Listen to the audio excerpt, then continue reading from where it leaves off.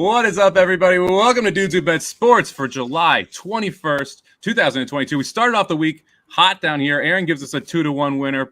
Jared goes over to Europe and kicks a goal here and gets us a soccer winner plus 105. I thought my horse was going to win by 5 lengths, and somehow the damn thing lost in the final race, or else we would have swept the day, had a huge start to the week. But it's okay. We're back at you. We got more Saratoga bets. We got more baseball bets. And we got the preview of Jared Welch. Jared, welcome to Dudes Who Bet Daily. How's it going, my man? Oh, man. You know, exactly what I dreamt about is joining the show and talking about baseball to start it off. But, hey, here I am. And, yeah, after I kind of came on the chat, and I think it was Saturday, Sunday, gave out the open pick that was a dud. And then yesterday, England's down 0-1. They're losing with like 10 minutes left in the game, and they end up winning the thing. So it was a nice comeback. And yeah, for yours, dude, like, I honestly was almost getting ready to text the group, like 3-0. Like that, how that horse didn't get by that horse. I was the jackass at Saratoga rooting for the one to run second for my cold exact at the top of the stretch. That's how confident I was that the 3 horse was going to win that race. And he lost by 2 lengths. I was like, what? I don't know what happened. Between the 5 losing the feature, She's a Mia, and then that 3 horse losing the last, I was just like, all right, well, I would have lost a lot of money if you let me bet him at either of them at 2-5 top of the stretch. You know what I mean, Aaron? I have no idea how either one of those horses lost. We were rolling in. It was a really good late sequence of the day. I don't know how the 5 loses the feature, and I certainly don't know how the 3 just said, I'll just completely hit a wall the whole stretch of that race in the 6th win. Yeah, that was impossible to explain those 2 losses, especially the feature. Okay, here's the deal. The other race, the 10th race, we knew the 6 was the one that could win the race, if not for the 3, right? We talked about it on the show. The feature, the 6 horse in the feature was my last horse out of 6. I thought that horse had no shot. It looked like the horse had no shot when the 5 blows right by him, or her, I should say, and then re-rallies. I was just stunned when that happened.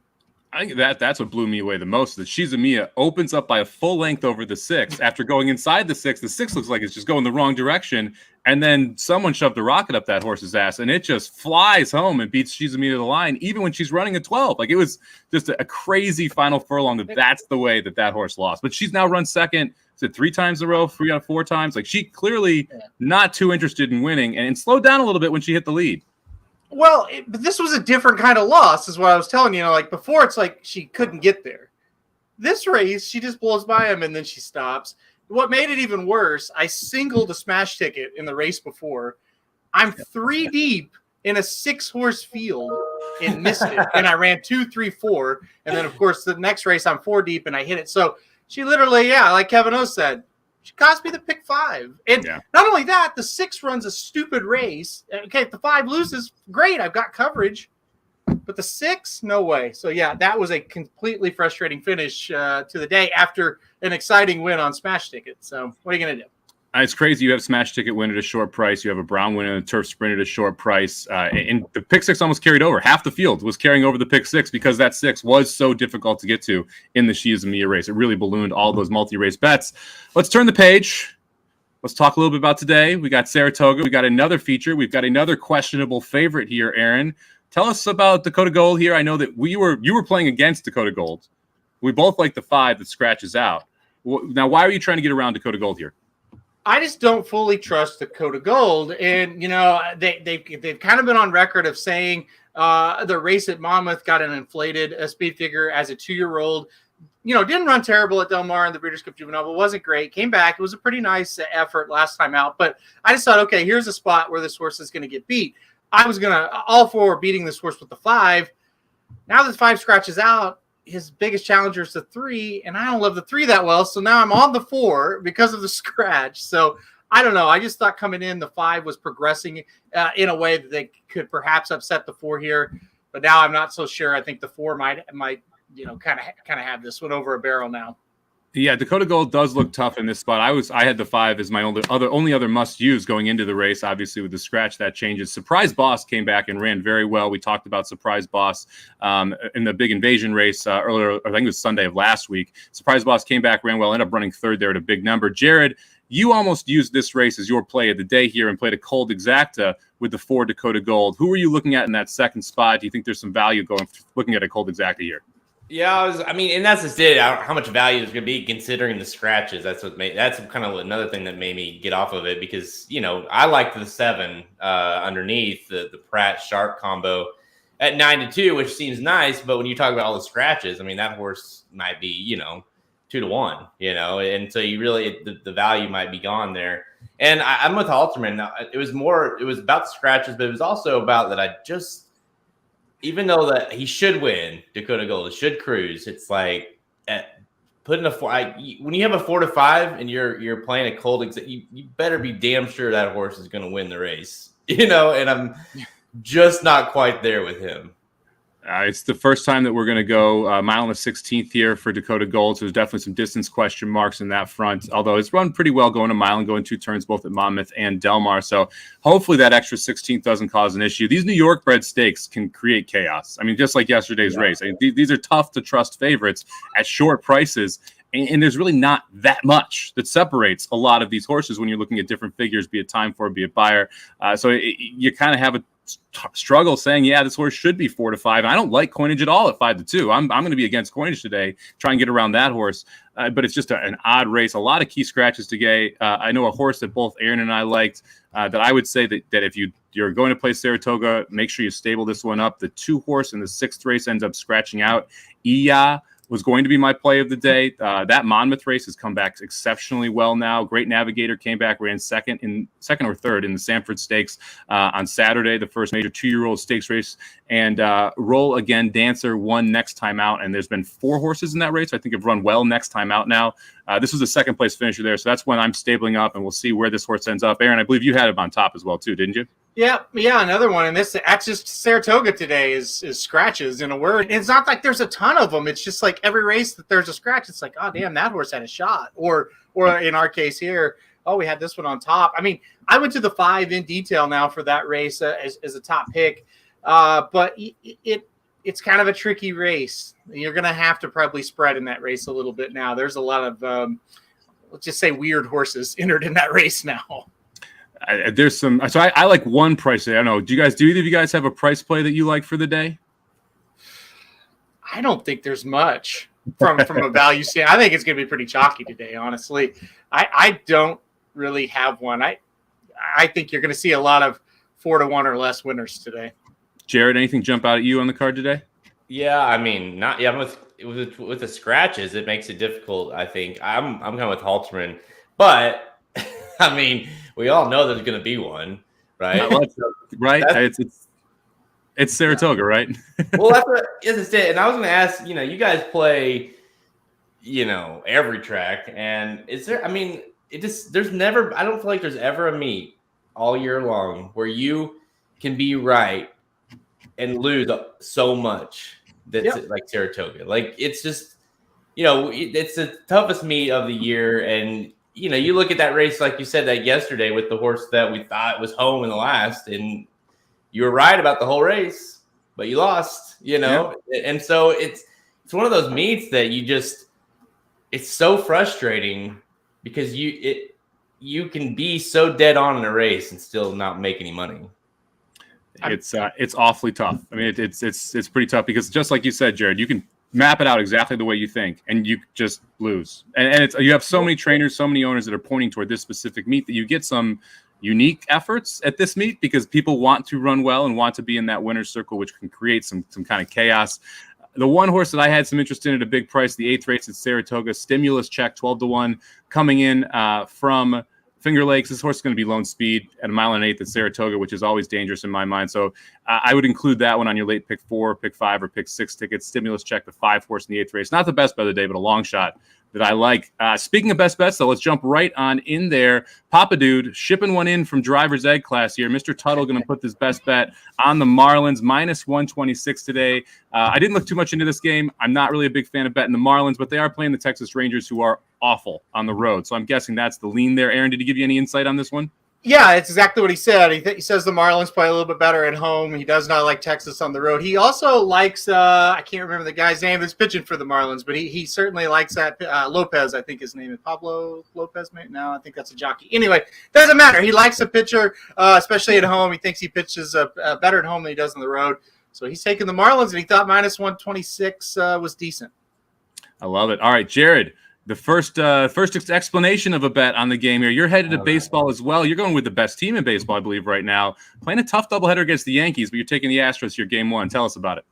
Yeah, who would have thought that my first appearance would involve explaining my pick for baseball? But yeah, you got probably two best teams, definitely the two best teams in the American League, doing a doubleheader, the Astros and the Yankees. I kind of went back and forth here, but ultimately when I was looking over the game lines and the stats, and it came down to this Javier, the pitcher for the Astros. This dude has been really good this year. He's got 112 strikeouts.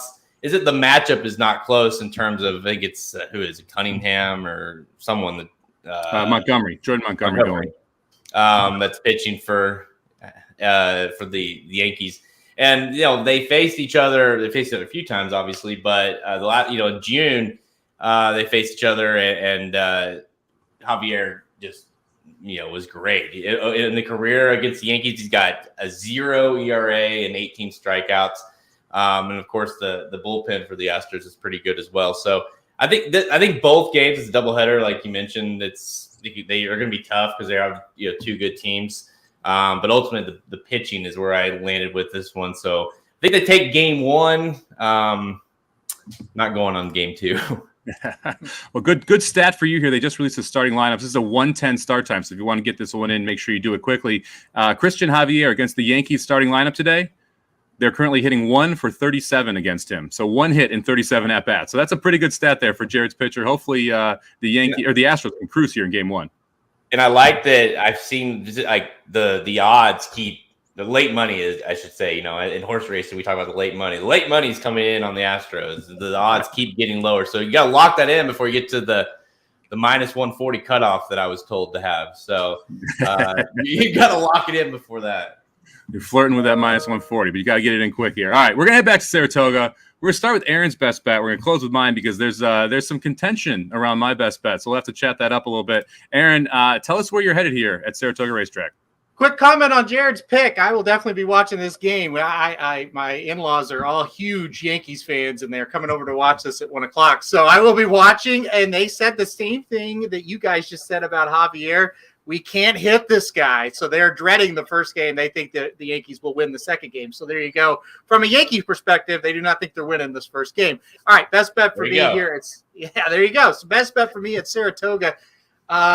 Listen, I kind of had a hard time finding one because, like I said, I just feel like we're going to have a lot of chalk. I did not want to give out a chalky one. So I did go race 4 on the card today. The number 3 Forbidden Secret, 3-1 on the morning line. First time starter for Todd Pletcher. Sources by Outwork. Usually the Outwork horses do have a little bit of speed out of the gate. That's what I'm hoping for here. A lot of first timers in this race. The ones that have run, I think people are going to look at the number 1 run poppy for Steve Asmussen. Ran well last time out, finished second as the 4-5 favorite. Was beaten 3 1/4 lengths. I'm not sure how good that colt is. I think if the number 3 Forbidden Secret kind of runs to some of the works that we've been seeing here coming up for this colt, I think he's going to have a pretty good shot to pull off. It's a mild upset at best, but Irad Ortiz jumps aboard, also a good sign. So I'm going to take a little bit of a swing. I think number 3 Forbidden Secret will be right around that 2-1, 3-1 price, just like we got home yesterday. So number 3 Forbidden Secret in the 4th race for me. Yeah, this was one that I have on top as well. The workout reports are very good for this horse. Outwork had a first-time starter at 2 win yesterday to kick off the pick 6, the 5 horse. So that was a nice win there from Outwork. One of my favorite kind of unknown sires there. Was in the Pletcher barn, ran up well to the Derby, and then was never seen again. He's come back and been pretty good sire here last year. I believe was his freshman season. This is the sophomore season here. So I'm with you. I think that the 4 is a nice play there at Saratoga. I'm going to head to the 7th race, and this is going to be a little contentious. We had a couple scratches in here. My top pick is the 7 horse here in the 7th race. I'm going to go with, scrolling down here, I'm going to go with 6 horse, big package here in the 7th race. Big Package loves Saratoga. We've talked about horses for courses here in the past. This horse has run twice at Saratoga, going 5.5 furlongs, 2 of its better races, including winning one of those 2 and running second in the other, both as just as mild favorites. I think right around 2-1 in both those spots. You've got a Chad Browning horse in here, the 2 horse, that is going to take a ton of money. We've already beaten that horse, so I'm not as concerned about Principal Stan, the 2 horse here. You've got the 5 horse, who I think is the real threat, Artemis City Limits, going to try and take this field gate to wire, but you've got 3 horses, the 1 Smooth B, the 2 Principal Stan, and the 5 Artemis City Limits, who are all left in the race with speed. I think we're going to get an absolutely perfect trip with Big Package, much like I thought we were going to get with the 3 yesterday, except this time Big Package is going to finish the job. Give me the 6th in the 7th race. Aaron and Jared, tell me why you like the 5. Go ahead. I was going to say, it's too bad that Magic isn't on the show because I know he's a big fan of Big Packages. But the thing is, the nothing. There was nothing. I giggled. Come on. Hoffman's too worried about his little cat to worry about the great joke that I just played out. Wow. She didn't think it was funny. Yeah. Well, okay. I think audience. I think the 5 is this from you. What you said. First of all, I have a weird. Anytime that Saez is on a maker horse on the turf, I always it's just I love that angle, and the fact that this horse has got major speed, kind of cutting back from that 6 furlongs that the horse has been running, I think is huge. So that's really ultimately where I came with him, and the value there a little bit from that. But it's between those 2. I think I would play like a 5-6, 6-5, whatever, and toss out the 2. Of course, I'd probably just put the 2 in the winner's circle. Aaron? I think both these horses are just super consistent. And so I think if you're going to bet the 6, the 5 is going to be the one you're worried about. If you're going to bet the 5, the 6 is going to be the one you're worried about. One thing I really like about the 6, this horse was also entered in a stakes race Saturday on that Haskell card at Monmouth Park. As of now, looks like the 6 is running in this spot. So they got to pick their spot. They chose this one. Listen, I think that's a really good sign. I actually made a note of that as I was writing up the Haskell guide last night. Let's see if Big Package is in the race, because I was going to use the horse in the stakes. So now he's in, a 5-horse field in it for an allowance purse here at Saratoga. It makes sense that he will definitely, have a shot to win this thing. So, yeah, I like it. But again, if you said, hey, I'm picking the 5, I'd say, I'd be worried about the 6. If you said, hey, I'm picking the 6, I'd be worried about the 5. Well, you mentioned it's a tough day at Saratoga. The horses that you kind of want to play might very well be 3 to 5. They're going to hit that chalk line if you're the horses that you think are a very good chance at winning. And this race was one of those where I had Big Package on top, and the 2nd and 3rd picks for me both scratched out. And when that happens and the speed stays in and I still get the setup I want, I'm going to go to this horse, especially since I think the 2 Principal Stans can take a ton of money that doesn't necessarily deserve. So I'll talk him into the winner's circle with you, Jared. All right. Thank you, everybody, for joining us here. Hopefully we can stay hot. 2-1 for the week, plus 2.15 units. Really should be plus 4.15 units, but I'm going to stop being salty here. Aaron's going to head to Saratoga Racecourse, race number 4, the number 3 horse, 3-1 on the morning line. Papa Dude playing the Marlins today, minus 126. Jared leaving putting his hopes on the Astros here, minus 133 in game 1 against the Yankees. That's a 1:10 start time, so make sure you get that one in early if you want to. I'm going to head to Saratoga. I'm going to go for race number 7, the 6 horse Big Package at 3-1 on the morning line. Thank you very much for joining us here on Dudes Who Bet Daily. We'll be back every Wednesday through Sunday at noon Eastern with our best bets of the day in the baseball, soccer, the CFL world probably coming back, and of course horse racing. We got Del Mar, we got Saratoga, we got Monmouth. It's a huge weekend. Thanks for watching, guys.